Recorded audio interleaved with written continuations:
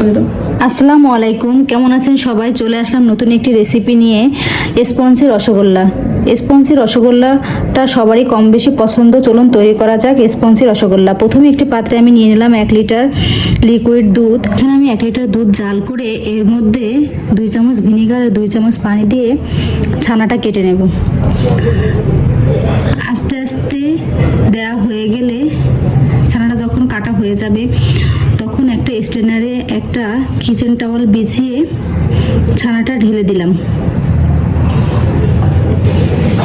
ছানাটা ঢালা হয়ে গেলে পানিটা ঝরিয়ে একটু ঠান্ডা পানি দিয়ে ছানাটাকে ধুয়ে নিলাম।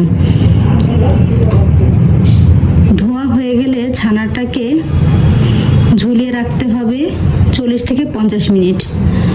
অন্য একটি পাত্রে আমি দিয়ে দিলাম 1 কাপ চিনি, সাথে অ্যাড করলাম 4 কাপ পানি।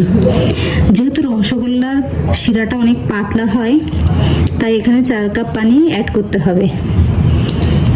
4 কাপ পানি দেওয়ার পর এর মধ্যে দিয়ে দিলাম 3টা এলাচ।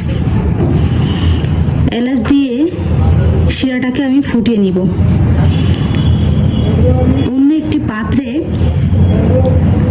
আমি দিয়ে দিলাম ছানাটা দিয়ে এভাবে মুথে নিলাম। দিয়ে দিলাম 1/2 চামচ কর্নফ্লাওয়ার আর 1/2 চামচ ময়দা।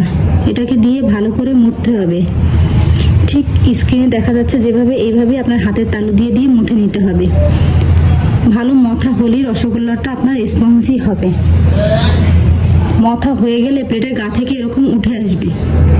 ঠিক এই পর্যায়ে আপনি বুঝতে পারবেন যে আপনার ছানাটা পারফেক্ট মথা হয়ে গিয়েছে।